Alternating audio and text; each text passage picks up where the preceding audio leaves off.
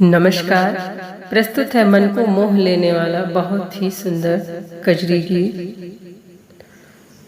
फूल तोड़ रही सिया फुलवरिया में मिथिला नगरिया में ना, मिथिला नगरिया में ना।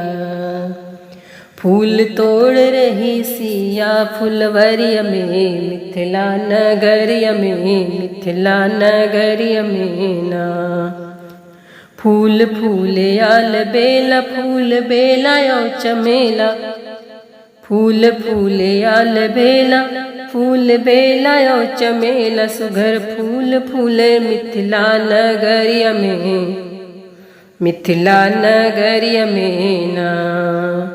सुघर फूल फूल मिथिला नगरिया में, मिथिला नगरिया में ना। फूल तोड़ रही सिया फुलवरिया में मिथिला नगरिया में, मिथिला नगरिया में ना।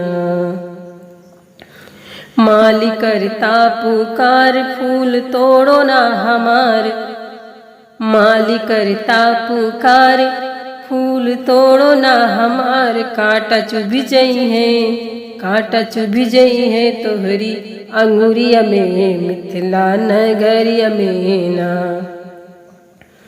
कांटा चुभ जई है तोहरे अंगुरिया में मिथिला नगरिया में ना।